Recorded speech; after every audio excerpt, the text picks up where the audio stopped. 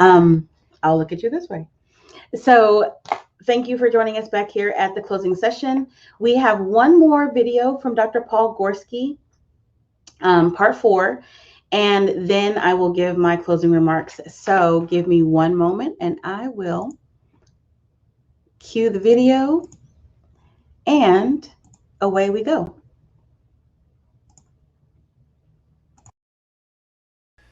All right, so I'm going to end my presentation here with this 4th section, which is kind of the flip side of the equity detours, which is talking about some guiding principles of equity literacy. What can we do to sort of guide our work so we don't fall into that deficit approach, so that we maximize the transformative potential of our equity work. And that's basically the main purpose of the guiding principles. Again, they're not meant to judge the important work people are doing, but it's just, how can I just have a few guidelines just to make sure I'm not sort of veering off the equity and justice path. So I want to start with sort of the main underlying principle. We call it the direct confrontation principle. The direct confrontation principle says that an equity and justice commitment requires direct confrontations with inequity. Right? That's that identify the racism, name the racism, address the racism directly, or the heterosexism, or the transphobia, or the sexism, or the ableism, or whatever it is. Direct confrontation with inequity. It's not name the inequity and then do some cultural dialogue, not name the inequity, then help people adjust to the inequity, but a direct confrontation with the inequity. Now, where people get sort of hung up on this is they think that we're talking about directly confronting people, and certainly sometimes we have to confront people, but that's not what this is talking about. This is talking about we are going right at the inequity or the injustice, right at it, going right at the racism. And that helps us avoid the kind of celebrating diversity detour, the kind of poverty of culture detour, these detours that are about sort of working around, trying to avoid the sort of deep work. So identify the racism, eliminate the racism, actively cultivate anti-racism. That's the direct confrontation. Okay, rather than all the sort of fluff that schools often endorse as a way to kind of create the illusion of movement. The second principle is called the prioritization principle. The prioritization principle says that we have to actively prioritize the interests of students and families whose interests historically have never been prioritized. This, in a way, is sort of a deeper way to think about the conflict between equality and equity. Equality, everyone gets the same thing. Equity takes into account the fact that inequity and injustice exists and counteracts the inequity and the injustice. Well, that's what the prioritization principle is, basically says. So when we look at the curriculum, it's not how do we become more inclusive by squeezing in the voices of Black authors or whoever it might be, but it's how are we actively prioritizing? How are we creating a curriculum that actively prioritizes the interests and engagement and connection of Black students? Because when you look at a whole history where there's been an active and purposeful prioritization, for instance, of white people, the only way to counteract that is to actively prioritize other people until it's more equitable and just. Same with developing policies, same with constructing institutional culture.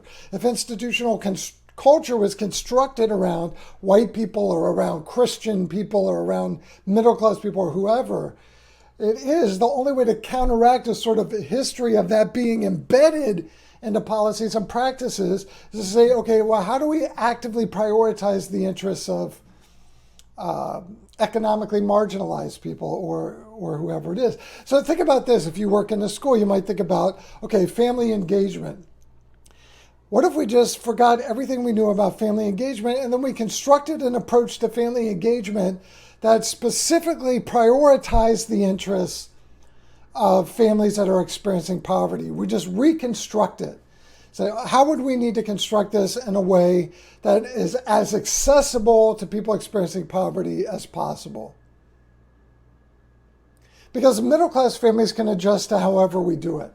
But people experiencing poverty cannot adjust to us doing it in a way that presumes everybody has economic resources. That's the prioritization principle. It's not, we're just going to give them a little bump up. We're just going to be a little bit more inclusive. We're going to reimagine this in a way that prioritizes the people who have been cheated out of equitable access historically and presently. The next principle is the equity ideology principle. Sustainable shifts in practice and policy are driven by ideological shifts. So we can't sustain institutional transformation without ideological transformation. In other words, if we take a teacher who has racial biases and we give them, 10 strategies for teaching BIPOCs, but we don't address the racial bias, we're not going to have done anything about the racial bias, because those strategies will even be implemented through the bias.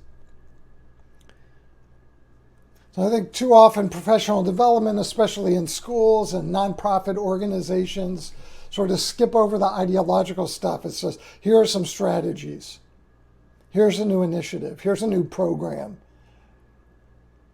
And all of them just recreate the existing conditions because the institutional ideology hasn't changed and the individual ideology hasn't changed. Finally, the fix injustice, not kids principle. This is the flip side of that deficit ideology piece, and this is that kind of structural piece. Again, the idea for this session was built around the relationship between sort of deficit ideology and a structural approach. And that's really what this speaks to. Again, our equity and justice efforts should never focus on adjusting the cultures, mindsets, values, emotions, attitudes, behaviors of students or families from marginalized groups. That's that deficit ideology. What do we need to adjust about Black students? What do we need to adjust about Asian American, Pacific Islander students? What do we need to adjust about transgender students? That's that deficit ideology. The structural approach is, let's map out all the ways people are being marginalized here.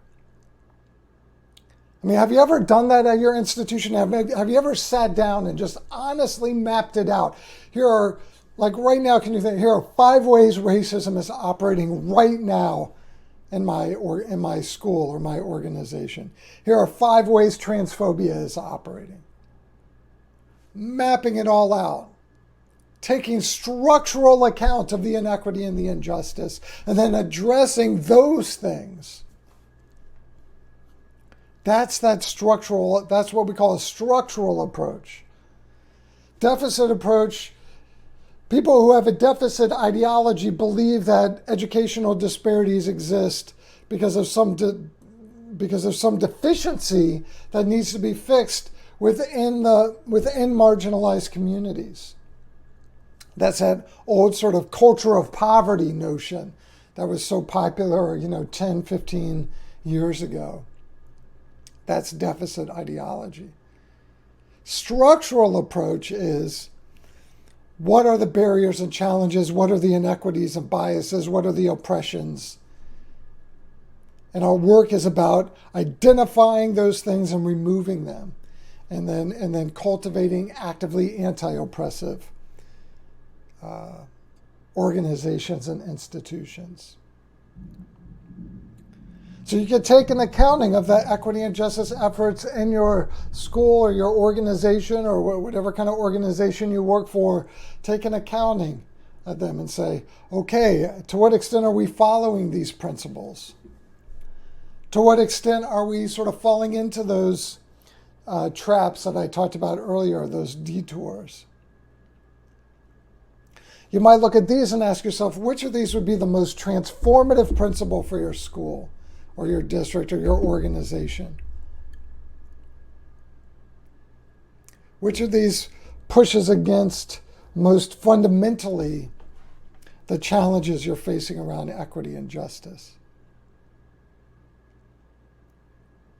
Okay.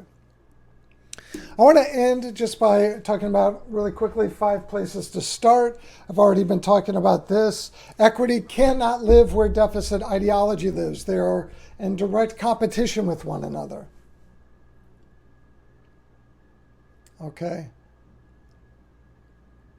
Equity cannot live where deficit ideology lives, so we have to drive out the deficit ideology. Anytime a colleague says something, or I have a thought, or a policy, or a practice suggests that we have to adjust something about people who are marginalized by the institution, that's deficit ideology. We have to drive that thinking out, that there's an epidemic of deficit ideology in the education world as well as the nonprofit world in the U.S. So I got to be able to identify it, got to be able to drive it out.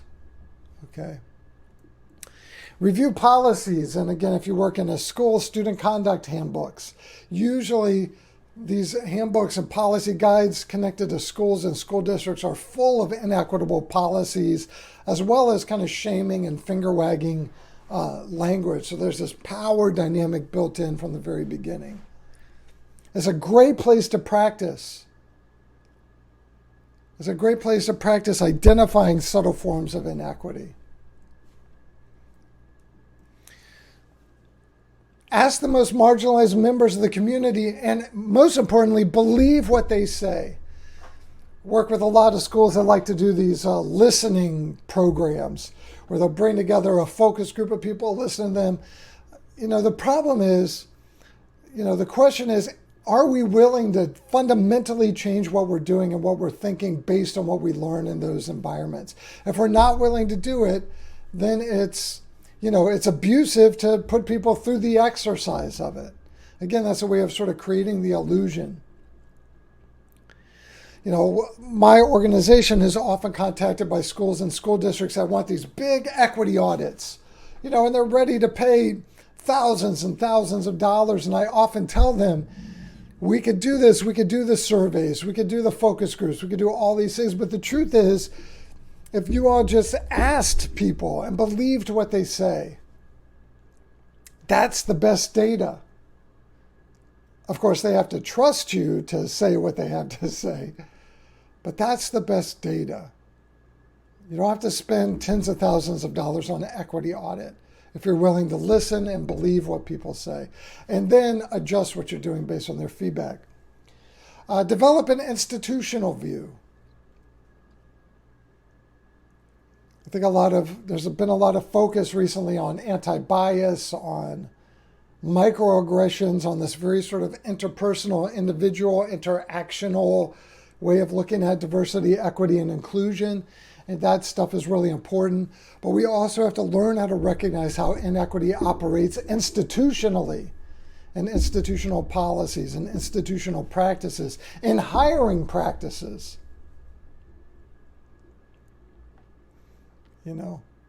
Schools that are committed to equity and justice only hire people who are committed to equity and justice. But I don't know very many schools who really have that commitment. Finally, map out the inequity. I mean this literally. Sit down with some colleagues, say, we are going to make a list of all the ways inequity is operating here.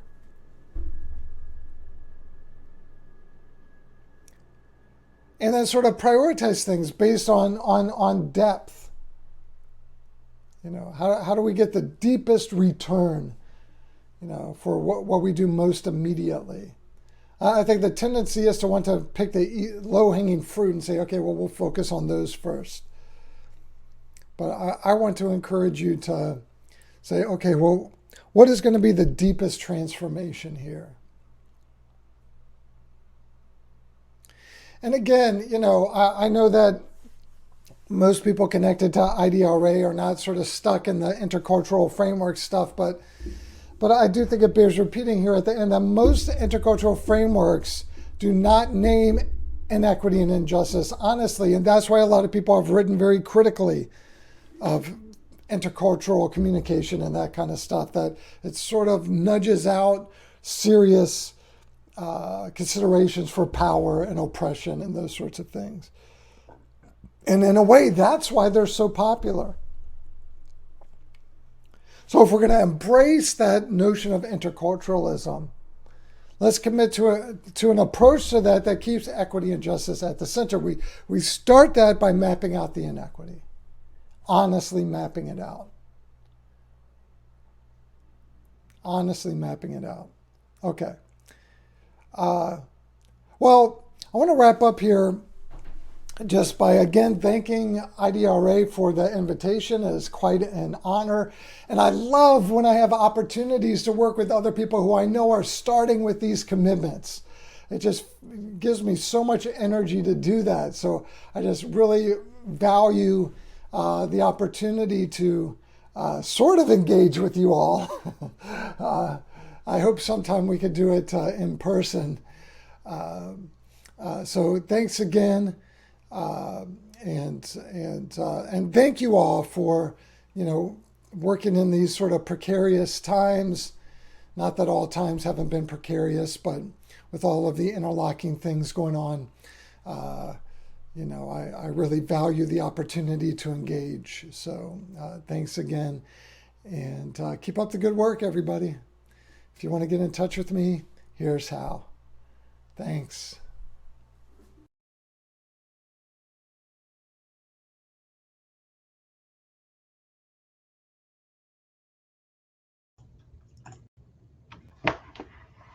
So I just want to say thank you for hanging in there with us for these 2 days of just remarkable scholarship and sharing of ideas and information. And because of the fact that Dr. Gorski mentioned multiple times the word intercultural, I really just wanted to dig into that real quickly in my last 12 minutes before I send you off for a wonderful weekend. I wanted to discuss just a little bit about that word, and then I will give my closing remarks. So I also inserted a slide here where, again, I had to put my gadfly. Our gadfly is just so important to us. But for contacting me, you can capture this slide, and you'll have it. I can upload it to the handout so that you can have it all the time. But IDRA.org or IDRA EAC. Oh, that should say EAC-South.org. Excuse my error there. And then my email, paula.johnson@idra.org. So real quick, I just wanted to dig a little deeper, like I said, on the word intercultural. And because I found a definition, I'm always about looking up definitions. My husband and I do this all the time, where we wordsmith and really think about the meaning of words because they're so important. Thank you, Miss Vega. But intercultural is an adjective, which means it's descriptive. And I'm not going to read this to you, but I wanted to point out a few things because I agree with Dr. Gorski. We talk about multicultural education, intercultural education, and communication. And a lot of times it can stop right there when we say that, like diverse has been almost devalued, in that when I hear, oh, well, that's a diverse community, and I have to ask people, what do you mean by diverse? Because those are becoming hot words, trendy words, diversity, equity, and inclusion. I'm like, what do you mean when you say that? Because I know what we mean, but we want to make sure we're on the same page. So I just wanted to validate or affirm that we're on the same page here with Dr. Gorski, in that a lot of people think that intercultural means that there's this cross communication, there's also cross-cultural, but that there's a very deep level of communication and engagement across cultures. That's not what a lot of people mean. What they mean is they have a community of diversity, but what they do with that is very different. And so here it says, intercultural is describing communities where there's a deep understanding and respect for all cultures. That's a very different thing than saying, well, we have a multicultural campus. That's a fact. That's an adjective, but it's more fact-based than action-based. Intercultural requires action on our part. It requires us to respect and value all communities, that's inclusivity, of diverse communities with equity in mind. That is what, when he says that IDRA is doing that type of work, that's what we mean, is that it's not just about acknowledging that we are serving multicultural and diverse communities, but that we do it with equity in mind and inclusion as our purpose. So where it says intercultural communication focuses on mutual exchange of ideas and cultural norms. So it's not me coming into an environment. If you heard Dr. Vonetta West, if you just heard Dr. Vonetta West, you know, she's saying we're not coming into this space to save anyone or to fix anyone. We're here to empower and build from within to support communities in growing into successful communities with leadership and supports. So it's not about me saving the world. I do consider myself a superhero. I do have a cape, but it's really about bringing the passion that you have for others and mutually sharing ideas and exchanging information to build everyone up and to develop, again, deep relationships. You cannot have, someone earlier said, you cannot have true equity without community. It has to require community. And in our society, in an intercultural society, no one is left unchanged. So I think about painting. Anytime that we paint and you mix colors, because we're going to Painting with a Twist this weekend, but when you paint and you choose to use multiple colors, no single color can stand alone unless it stays siloed. So if I want to mix two colors, both of those colors become changed. They cannot walk away the same way they were. And that's what intercultural means. So when you look at our name, our organization is the Intercultural Development Research Association, we truly mean that we are always striving to grow and learn from each other and then share that with the broader community. So I just wanted to share that one particular piece of information around how we see intercultural, and I'm not sure how to conjugate that one, so I'm not going to try right now, but interculturalness, I'm looking for Christy to give me a thumbs up if that one works. But Christy Goodman is our Director of Communications, and she's just amazing, and she helped bring all of this together, as all of the IDRA staff did, all of our fellows and our interns. I also want to share with you some series that you can get a hold of. All of our webinars and newsletter articles and podcasts and resources and materials are free online when you access the site. But this webinar series started last year as a result, talk about being responsive to the pandemic, and it's just continued to grow. And I'm very proud of the work that we have accomplished in the last year and a half. And then here you can also subscribe to our newsletter, and we're on Facebook, Twitter, Instagram. What am I missing? LinkedIn. I think we have all the things, all the platforms.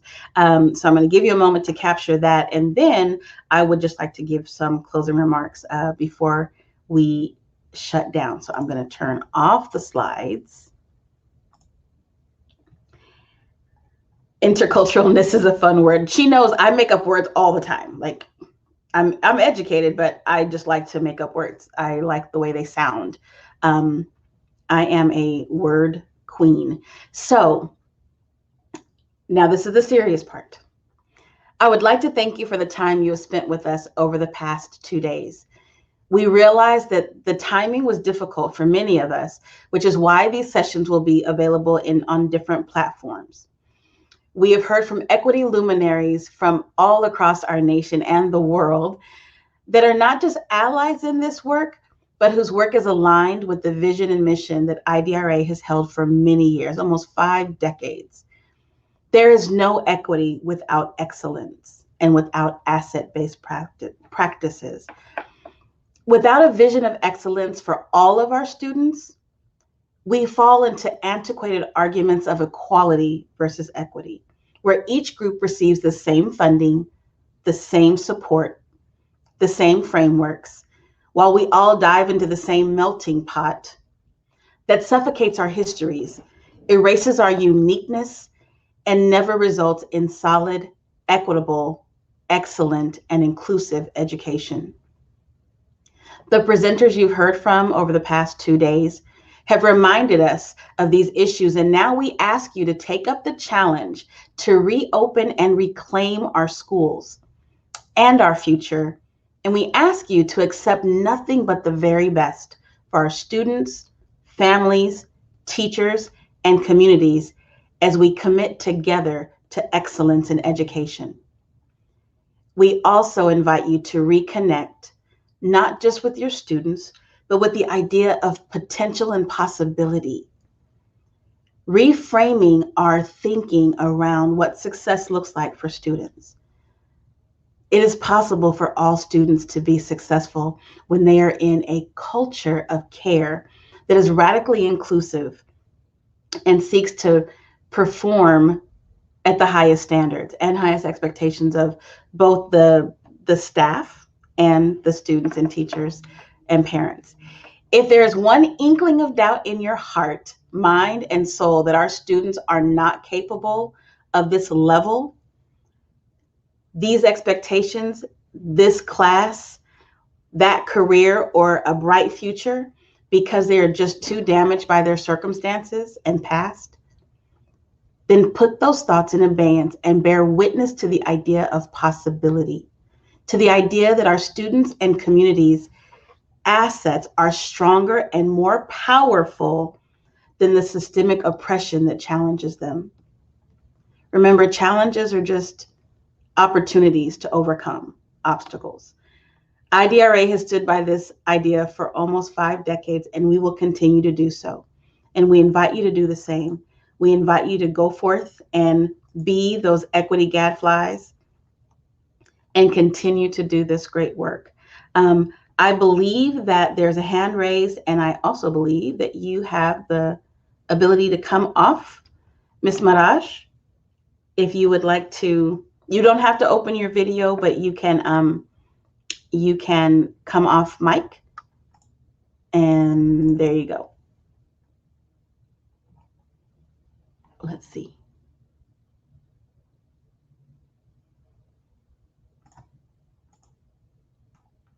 Oh, I'm sorry, I forgot I was in webcast mode. So Omiash Maraj, I see you have your hand raised. If you can type your question in the chat, I would be appreciative so that we can respond if possible here. If there are any other questions, you can also drop them in the chat. We have the ability to capture these. Yes. I already put my comments in there saying how awesome this seminar was. And I got so much information. I'm overwhelmed, but it was a mistake. Put in my. It's okay. It's okay. Thank you so much. I did see it was the very first thing I saw. Thank you so much. And as far as the professional development hours and evaluations, all of those will be sent out to everybody. We'll let you know when the access to recordings is going to be live so that you can go back. And Dr. Gorski said he wished for a time where we could interact. He doesn't know. I'm about to email him and find out when we can do a webinar where we can respond to all of the questions and have like a live day with Dr. Gorski. It's part of our actual yearly plan to have a scholars webinar and scholars series. So we will keep you posted. You're going to get an invitation to a community of practice where we can continue this conversation as a group where we know we're your people and you're our people. So you are now part of the IDRA team. So thank you guys so much. It is 3:00 on the dot, and I am going to let everyone go. Thank you, Miss Dr. Deborah Long, that says that she enjoyed the sessions. Thank you for providing a platform for meaningful learning and exchange to take place. Thank you so much for attending. Oh, I'm so glad that you're feeling re-energized. You are all equity gadflies just by your presence. Thank you so much. And I look forward to hearing from you in the future. Be well and take care. And it's going to be a phenomenal 2021-22 school year. I just believe in that. Thank you so much. Thank you, Ms. Ibarra. Thank you so, so much. Keep in touch.